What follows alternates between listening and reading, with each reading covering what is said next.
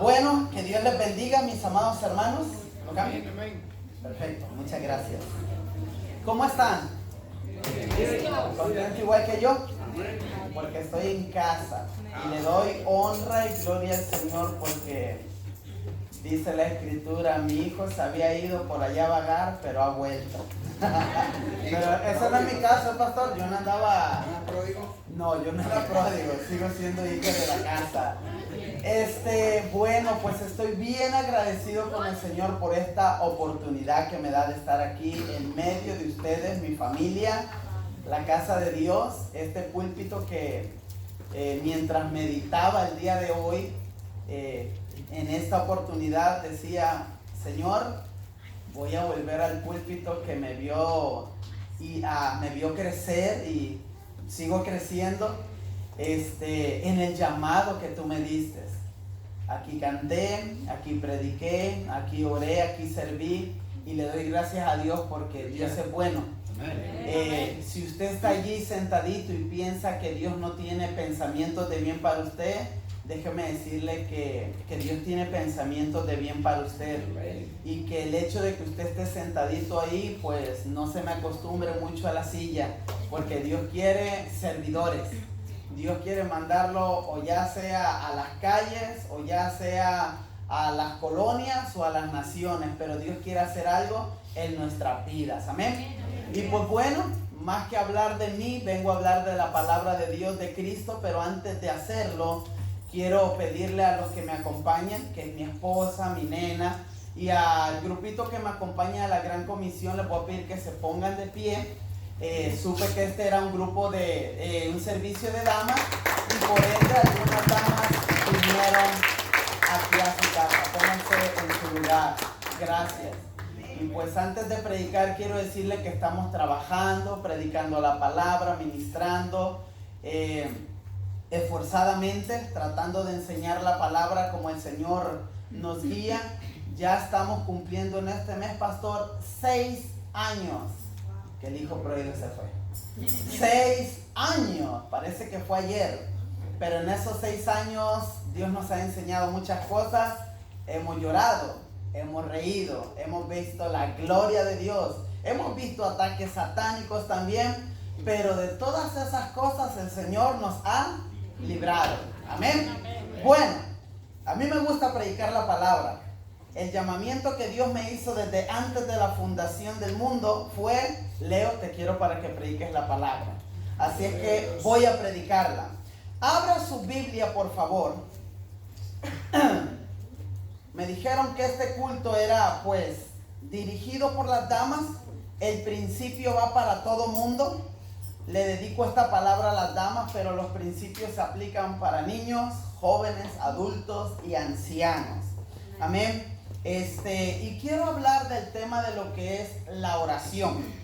La oración, que es un tema que hoy en día muy poco se está tomando en práctica o en cuenta. Las iglesias hoy por hoy, vez tras vez, van menguando en cuanto a la oración. He sabido de avivamientos, creo que usted también, pastor, de avivamientos que han empezado con 2, con 3, con 4 personas. Y hoy en día son iglesias multitudinarias, por dar un ejemplo, la iglesia del Nazareno en Colombia, y así sucesivamente. Usted va y pregunta cómo empezó esta mega iglesia, por decir algo así, y usted va a escuchar en alguno de los casos, todo empezó, digamos, el pastor, mi esposa, mis hijos y 2 hermanos, y 3 hermanos, orando, porque esa es la base para un buen fundamento, para una buena iglesia. Amén. Perfecto. Entonces, les voy a pedir que abran su Biblia, por favor, denme un segundito, que esto de traer tecnología, en una ocasión se me fundió esto y me quedé en blanco. Gracias a Dios que hay que grabar lo que hay que predicar en la mente, si no, se acabó. El texto base que tenemos, por favor, abra su Biblia en Mateo capítulo 26. Allí es donde vamos a estar basando nuestra predicación. Usted cuando lo encuentre, dígame amén. Mateo 26, solamente incline su cabecita y vamos a hacer una oración. Padre, en el nombre de Jesús vengo delante de ti para darte muchas gracias. En esta hora pongo la congregación en tus manos, como pongo mi vida también. pidiendo que tu Santo Espíritu sea hablando y vertiendo todo lo que tú ya me dijiste que les dijeras. Y a ellos que pongas, Señor, un espíritu y un sentido de quietud para que puedan recibir tu palabra. Espíritu de Dios, sana, restaura, levanta al caído, Señor. Aún, Señor, me atrevo a decir, bendito Dios, en estos tiempos que la maldad ha crecido tanto. Hay iglesias donde hay influencias de espíritu, Señor bendito. Con la autoridad que tú me das, Señor, en este estrado, en este púlpito, en el nombre de Jesús, Señor, toda hueste espiritual de maldad, Señor, déjala inoperante por el poder de tu palabra, por el poder de tu presencia, Señor. Que toda distracción, toda dolencia, Señor amado, venga a quedar cautiva, Señor, por el poder de tu palabra, Señor. Y mis hermanos, tantos niños, jóvenes, adultos, ancianos, puedan recibir esta palabra y que su corazón sea representativo como una tierra buena y fértil, Señor. Padre, en tus manos estamos y este servicio, Señor, de principio al final, llévalo tú a cabo y haz con nosotros lo que tú quieras, Señor. En el nombre de Jesús, amén y amén. Traigo aquí un apunte que dice así como una introducción. El tema es intimidad con Dios para propósitos divinos. Intimidad con Dios para propósitos divinos. ¿Por qué es importante orar? Yo puse o hice esta pregunta. ¿Por qué es importante orar? Escúcheme. Si nos vamos al principio bíblico, orar es hablar con Dios. Esto lo sabemos todos, puesto que algunos de los que están aquí lo hacen. Y disculpe esto, hay otros que no le han dado la importancia que se merece el tener una vida de oración. ¿Sí o no? Seamos claros. Una de las cosas que nos va a ayudar en la vida cristiana es ser sincero y es ser humilde. Y que si esta noche el Señor me ha dado esta palabra, tanto para usted como para mí, seamos humildes en recibirla. No levantemos nuestro pecho. ¿De qué habla? Sabiendo que quizá en nuestra vida de oración estamos raquíticos, estamos pobres, estamos flacos espiritualmente hablando. Y si el Señor quiere que hable de esto, es porque quizá a mí o quizá a ustedes, Dios les quiere hablar para que nuevamente esas rodillas tomen su posición, doblarse y comenzar a orar de aquí en lo adelante. Amén. Sin embargo, la Biblia enseña de principio al final la importancia de tener una relación íntima con Dios, o en otras palabras, el tener pláticas con Dios diariamente y no perder esa comunicación que a la postre o al final traerá buenos resultados en nuestra vida espiritual y aún trascenderá en nuestra vida física. ¿Por qué digo esto? Trascenderá en nuestra vida física. Si nosotros tenemos una vida de oración sana, aquellos que están enfermos van a sanar. Porque una vida de oración es una vida de comunión, una vida de tomar en cuenta a Dios, etc. Ahora, el orar no solamente es hablar o balbucear, sino es abrir el corazón con toda sinceridad. Y escuche algo, hermano Franklin, ya que está aquí. Escuche algo. El hablar ir a la presencia de Dios no es ir bajo mis propios méritos. No es ir bajo mis propios caprichos, sentimientos, sino que hay parámetros en la Biblia de cómo debemos de hacer las cosas para con el Señor. Esto se llama vivir una vida en obediencia a Dios. Por ejemplo, así solamente a grandes rasgos, yo no puedo venir y demandarle a Dios que Él me dé algo cuando yo estoy viviendo una vida desordenada o en pecado. ¿Será que sí se puede? Yo una vida desordenada en el mundo, vida doble, salgo y entro a la iglesia cuando quiero, como quiero, porque yo quiero, y todavía vengo y me arrodillo y me la doy del santo de la iglesia Maranata, y aquí estoy, Señor, yo te pido, y hasta levanto mi voz, hasta digo, Padre, tú sabes que te amo, cuando yo sé que mi vida no es esa. ¿Se fija? O sea que no solamente es venir y hablar, sino estar calibrado o ajustado al corazón de Dios. Y que el Espíritu Santo sepa que lo que estamos pidiendo es conforme a la voluntad de Dios. Mire, deje y le digo esto. Nosotros cometemos un grave error. Tenemos la presencia de Dios representada en el Padre, en el Hijo y en el Espíritu Santo. No sé cómo usted hace sus oraciones.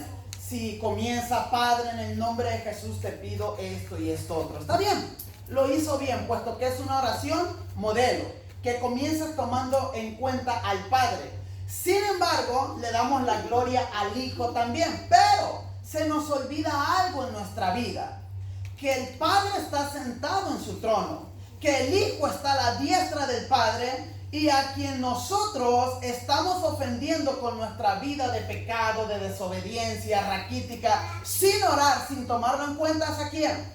Al Espíritu Santo, que por ende al Padre y al Hijo. Pero a quien Dios dejó aquí, en este corazón o en este cuerpo constituido como el templo, la casa, la habitación y la morada del Espíritu Santo, es el mismo el Espíritu de Dios. Ahora, si yo quisiera terminar mi prédica aquí, lo haría así. ¿Por qué cree usted que no tiene respuestas? ¿Por qué cree usted que no hay respuesta en nuestra vida de oración? Ahora surgen otras preguntas. ¿No será que tenemos al Espíritu Santo contristado o aún mayor, apagado? Ya sabe lo que es contristar al Espíritu, ¿verdad? ¿Ya conoce la diferencia entre contristar y apagar? Que el contristar al Espíritu Santo viene siendo el entristecerlo, el ponerlo triste, el ofenderlo, ya que es una persona totalmente sensible, y que por nuestras críticas, chismes, mentiras, etcétera, ese Espíritu Santo viene menguando en nuestra vida. Dijo Jenny algo muy importante, pero aún lo que dijo Jenny, o nuestra hermana Jenny, es un sí y es un no. Dice nuestra hermana Jenny, la presencia de Dios está contigo y Él nunca te dejará. Ahora, bíblicamente es un sí y es un no. Nunca te dejará porque el Espíritu Santo vino a morar en ti hasta el resto de tu vida. Pero es un no, o sea, el Espíritu Santo te va a dejar en cuanto a ¿qué? En cuanto en operación, porque vive una vida de pecado, y por más que tengas el Espíritu Santo dentro de ti o dentro de mí, no hay nada del Espíritu Santo. ¿Me entiendes? Es una vida inoperante. Eso es el apagar al Espíritu Santo de Dios. Es por eso que usted viene a los cultos y no nos gozamos. Pasamos al altar y la gloria de Dios ya no se siente como cuando estábamos en nuestro primer amor. O en otras palabras, todo lo que hacemos hoy en día, aparte de tener contristado y apagado el Espíritu, ya lo hacemos de una manera robótica y fría. Y no nos está funcionando el cristianismo. Algo tenemos que hacer. El pastor David Wilkerson, que ya partió, estaba leyendo respecto a la oración de este hombre, que fue un ícono de las megas iglesias allá en New York. ¿Se acuerdan de David Wilkerson? Un hombre predicador, un precursor, un televangelista, de los primeros televangelistas que tuvo Estados Unidos. Él dice que, pues él le pidió al Señor: ¿qué está pasando con mi iglesia? Porque la iglesia comienza a crecer y de repente comienza a irse toda la gente. La cosa que estás haciendo tú, o lo que estás viviendo tú como pastor, dice, tú te has acomodado. Tú estás ocupado en la obra, pero te has salido de mi voluntad. ¿Sabía eso usted? Podemos aquí, en la iglesia Maranata, en la Gran Comisión o en cualquier otra, caminar haciendo la obra de Dios. Y usted piensa que porque la iglesia está llena, estamos bien. Pero ¿se ha preguntado qué es lo que el Espíritu Santo quiere en mi vida o respecto a la iglesia? Que es muy diferente. Una cosa es la obra de Cristo, otra cosa es la voluntad de Él. Que esto nos va a ayudar tomando en cuenta la palabra y al Espíritu Santo de Dios. Ahora, vamos a entrar en materia. Ya dijimos, surgió una pregunta: ¿por qué es importante la oración? La respuesta es porque nuestro Señor Jesucristo la ordenó. la dejó establecida. Dicho sea de paso, él fue el maestro de la oración. ¿Cómo tenemos a 12 discípulos que, siendo discípulos del mismo maestro, le dicen: Señor, ¿sabes qué? Por eso le hablé de humildad y sinceridad. ¿Sabes qué, Señor? No sabemos orar. ¿Qué tal si tú nos enseñas a orar? Porque hay que estar claro. Hay gente que puede durar una hora disque orando y no oró nada. Hay gente que puede durar 10 minutos orando y oró muy bien, porque sabe y conoce los principios bíblicos que están establecidos de cómo orar. En primer lugar, el Señor nos manda que nos presentemos ante Él orgullosos. No, ¿cómo que orgullosos? Humildes. Humildes, porque Dios rechaza ¿a quién? Al orgulloso y al altanero. Y Dios recibe ¿a quién? Al humilde. Entonces, bueno saber palabra. No solamente decir: voy al Padre, como que si va a comprar un ice cream a la tienda. Señor, te pido un ice cream. Oh, toma, ya te lo doy. Hay que saber cómo ir. Usted al comprar un ice cream puede ir prepotente, se la da de rico, de pobre, de clase media, puede ir con sombrero, puede ir con botas, como usted quiere. Usted se presenta y se lo dan porque va a pagar. Al Señor Jesús no hay cosa que usted le pueda pagar para recibir cosas de Él. Todo está pagado por su sangre y su sacrificio. Lo único que Él quiere que hagamos es que nos presentemos como humildes de corazón. Ahora, quiero hacer la salvedad. Por los que ya lo saben, solamente lo quiero recordar. Por los que no lo saben, lo quiero enseñar. Quizá el pastor ya lo enseñó. Viene en la oración modelo, recuerden, no me he salido del tema, estamos hablando de la oración. Viene el Señor Jesús y les enseña en la oración modelo diciendo: ustedes cuando oréis, ¿tiempo qué? Futuro. Ustedes cuando oréis, oraréis así. Y comienza: Padre nuestro que estás en el cielo. Ahora, dije, quiero hacer la salvedad por si usted no sabe esto. ¿Por qué el Señor Jesucristo le dice a los discípulos: ustedes cuando oréis, y los avienta al futuro? ¿Cómo comienza la escritura esa? Padre nuestro. En otras palabras, discípulos, mientras ustedes me tengan aquí, estamos todos bajo control. Ustedes todavía no van a pedir al Padre diciendo Padre, porque no es su Padre. ¿Cuándo se va a constituir su Padre, discípulos?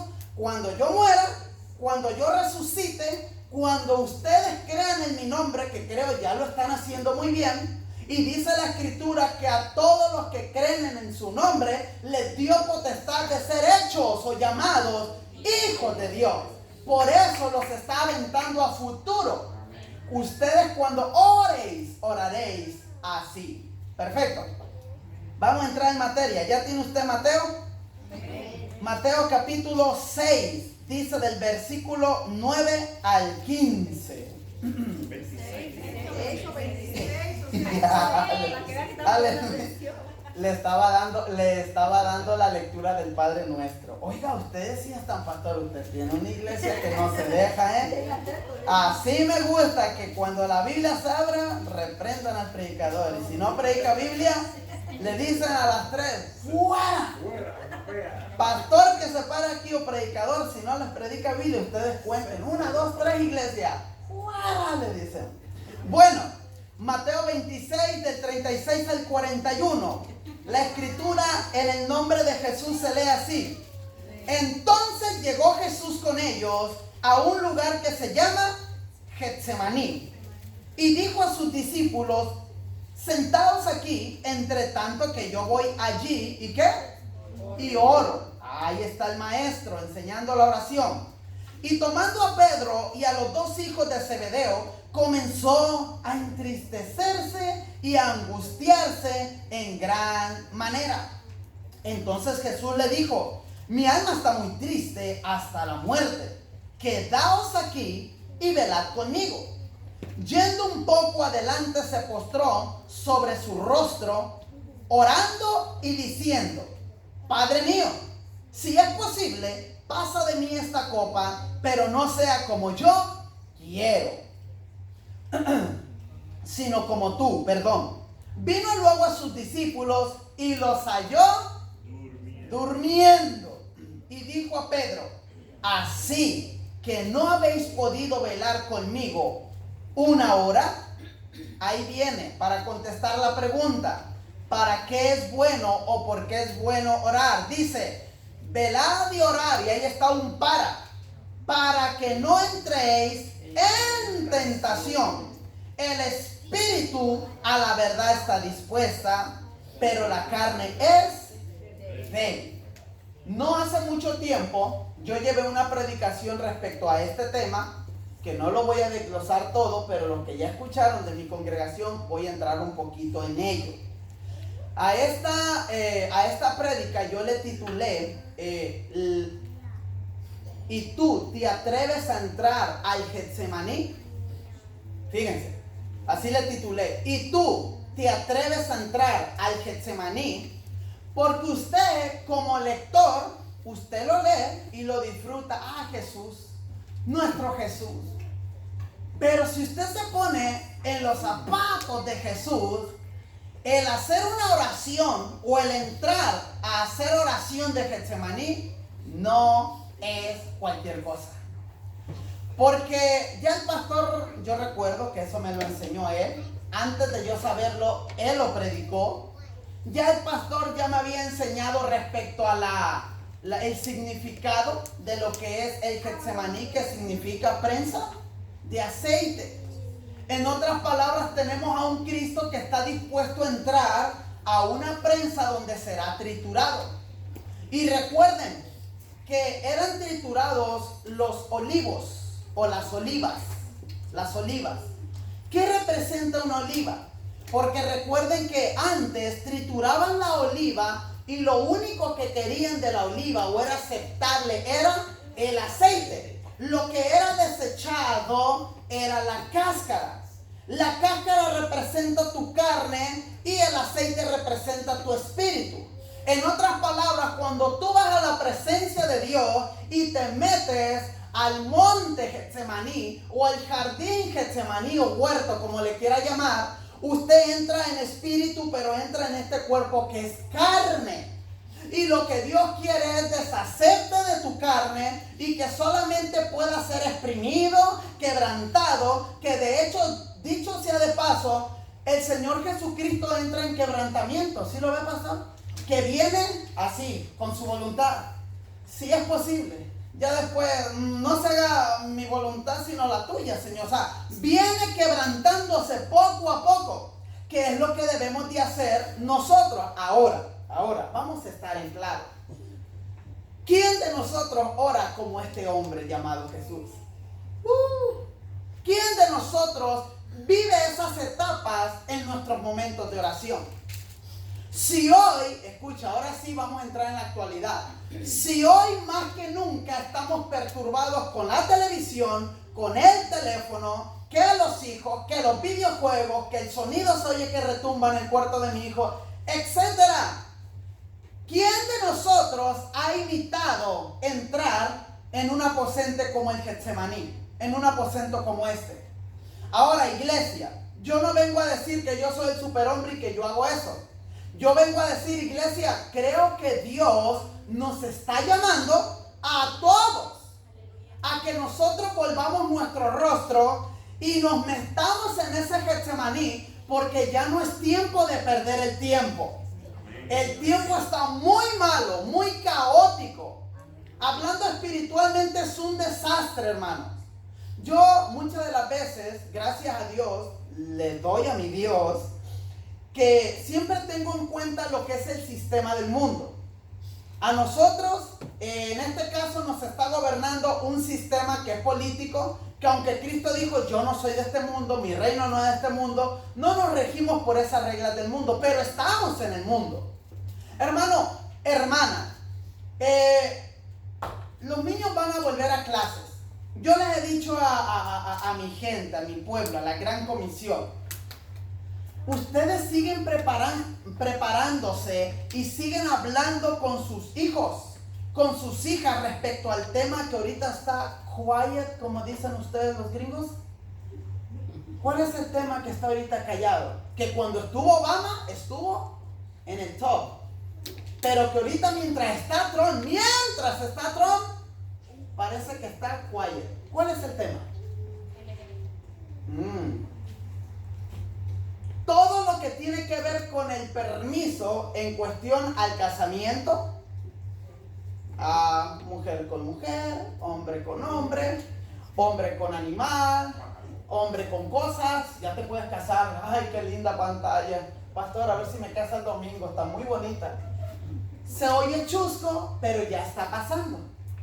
Si usted no tiene una vida de oración, si no está conectado el Wi-Fi de Cristo con el suyo, que ese es gratis, vale más que ese lo aproveche bien. Estamos pagando, que nos están dejando despelucados los del Wi-Fi, ¿verdad? Entonces, si usted no está conectado con el Señor, hermano, hay un monstruo que ahorita está calladito. Hay un monstruo que ahorita está calladito. Por decir algo, usted sabe que se está abogando, que se está peleando por hacer posible la pedofilia. Ya lo escuchó, ¿verdad? ¿Y la iglesia qué está haciendo? La iglesia qué está haciendo? ¿Dónde están los grupos de oración? Y esto lo digo, aquí tengo gente de mi iglesia, pastor, entonces lo comparto.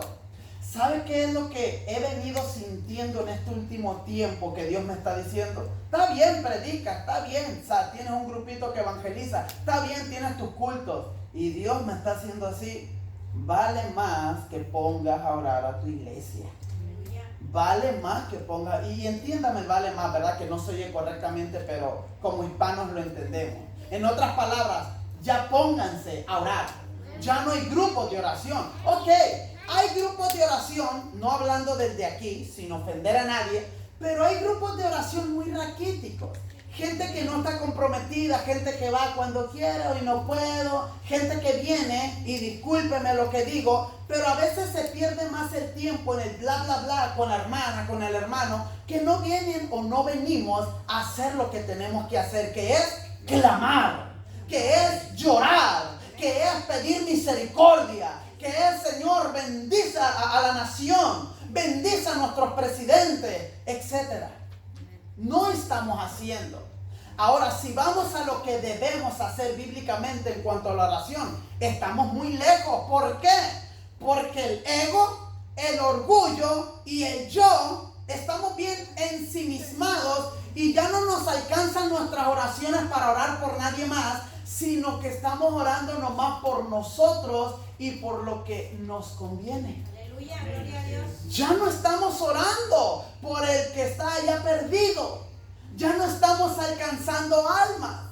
Ya no estamos preocupados por nada, menos ocupados. Fíjense, no nos preocupa nada, menos nos ocupamos.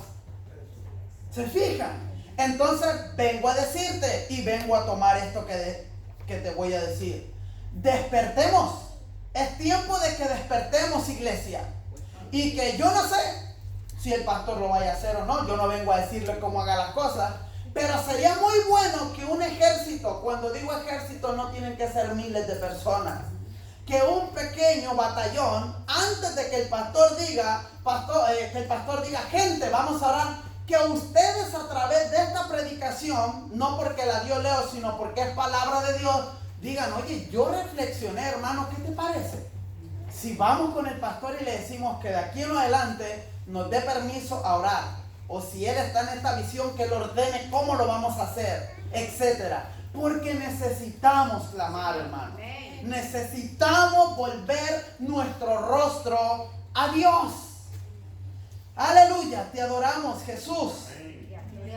Entonces llegó Jesús con ellos a un lugar que se llama Getsemaní y dijo a sus discípulos, sentados aquí entre tanto que yo voy allí y oro. Una de las cosas que a mí me sorprende mucho cuando el Señor Jesucristo reprende a Pedro y le dice, ni siquiera una hora has podido orar.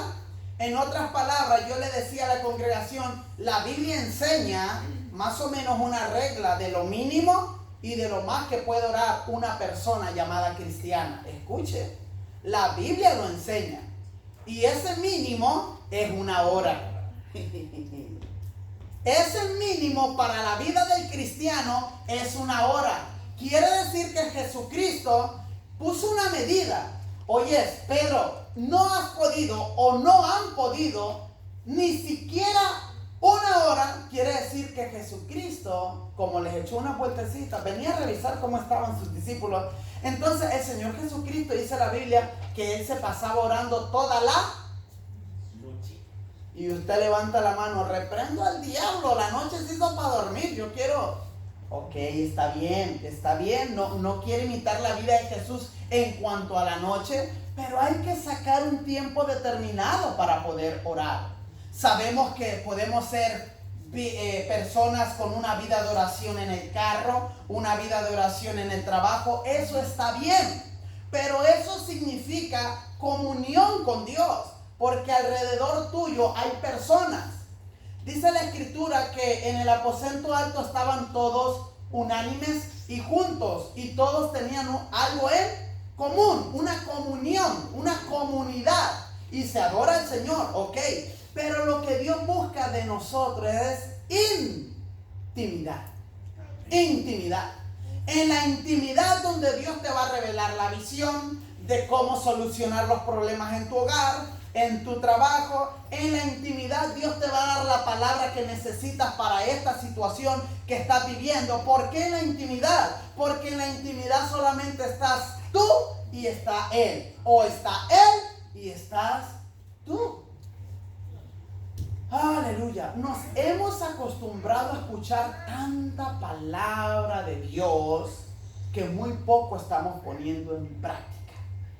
Yo les comentaba a la iglesia y les decía que en este tiempo estamos viviendo en el sentido espiritual el espíritu de Eglón. El espíritu de Eglón, que el espíritu de Eglón es un espíritu glotón. Comemos, pero no quemamos grasa.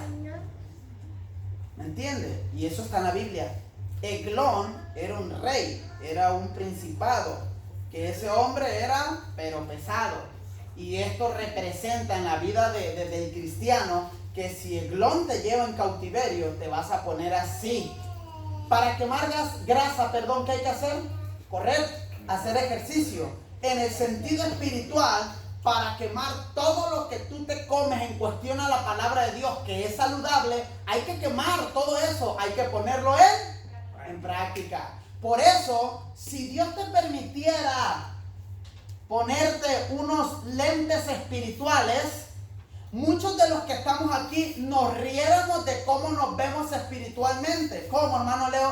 Bien gordos de conocimiento, bien gordos de que no hemos hecho ejercicio, quemado grasa, no hemos puesto en práctica tanta palabra que Dios ya nos ha venido dando. Amén. Y el peor de los casos es de que desde mi hermano Lupe hasta mi hermano José Nájera y desde mi hermano aquí Franklin hasta allá, hasta la jovencita o mi hermana Jenny, muchos de nosotros conocemos la parte de la palabra de Dios que corresponde a mi vida para sanar mi enfermedad, para quitarme el problema, para solucionar todo lo que tengo en la iglesia, en la casa, pero no lo queremos quemar. En otras palabras, ese bocadillo yo sé que me lo debo de comer y a veces me lo como, pero no quiero digerirlo. No quiero digerirlo, ¿por qué?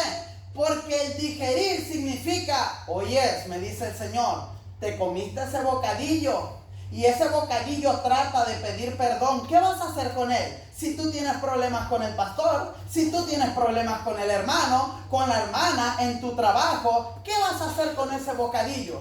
Señor, prefiero traerlo aquí como un empacho, prefiero que me duela, prefiero que la panza se me ponga tan gorda a reventar, pero aquí que se haga mi voluntad, Dios. Muchos estamos batallando y sabemos qué es lo que debemos hacer. Amén. Y que Dios nos ayude, hermano. Que Dios nos ayude para poder ser sinceros. Aleluya. Dije que no me iba a estacionar tanto en esa enseñanza del Getsemaní. Solamente quiero darle unos textos por aquí.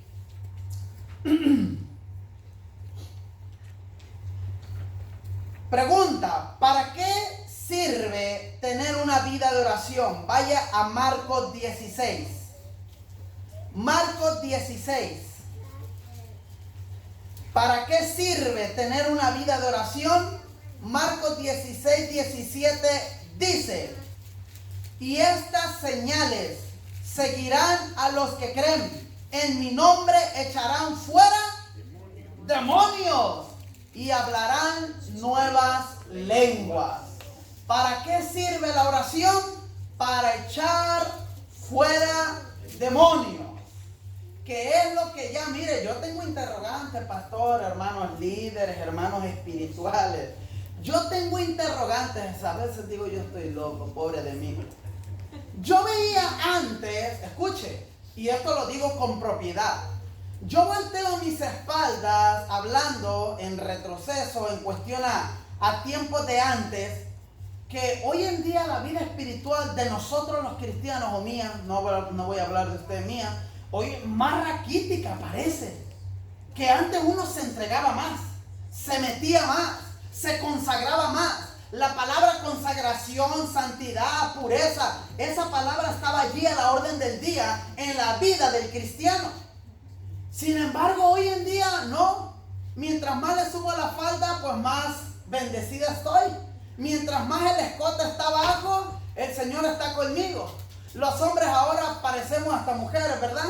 Bien apretaditos y que el pelo, y que a veces hasta nos pintamos el pelo sin ofender a nadie. Estoy diciendo de la verdadera consagración. A nadie estoy mandando al infierno, no se crea. Un arete, un piercing no lo va a mandar al infierno. Pero estoy hablando de los tiempos de atrás, que es muy diferente. Y ahora, ¿a dónde quiero llegar? Antes, yo no sé por qué, será porque somos más santos, dígame usted. Antes yo veía más liberaciones en las iglesias de pastores para con la congregación que hoy en día. Por eso yo digo, pastor, yo estoy loco. ¿Será que yo quiero ver puro endemoniado caer? El diablo es bien sutil. Y déjeme decirle algo, mi querido cristiano que está aquí. Si usted es nacido de nuevo, esto es para los nacidos de nuevo. Con todo de que usted tenga el Espíritu Santo de Dios en su vida, si usted no está viviendo una vida correcta delante de Dios, hay influencias que dominan sus pensamientos. Hay influencias demoníacas en nuestra vida que dominan nuestros pensamientos, y es lo que no nos está permitiendo avanzar en el reino. En otras palabras, en vez de ir en pro al reino, venimos y socavamos el plan de Dios, lo alentamos. ¿Por qué? Porque ahí andan los pastores: dale, arrepiéntete, mejora tu vida, esto, otro. Retrasamos el plan de Dios. Sin embargo, la Biblia dice en el libro de los Salmos que la palabra de Dios corre rápidamente. ¿Cómo va a correr así si nosotros mismos estamos deteniendo la palabra? ¿Cómo va a correr la palabra de Dios si no hay fe, si no hay oración? ¿Cómo va a correr? Bueno, por sí misma la palabra corre porque es la palabra de Dios. Se oye en la radio, se oye en Facebook y sigue corriendo y haciendo lo que ella sabe hacer. Pero en cuestión de nuestra vida personal, ¿qué está haciendo la palabra de Dios en tu vida y en los que te rodean? ¿Emana santidad? ¿Irradia santidad en tu vida? ¿Qué está pasando, hermano, con la iglesia de hoy en día? Volvamos nuestro rostro.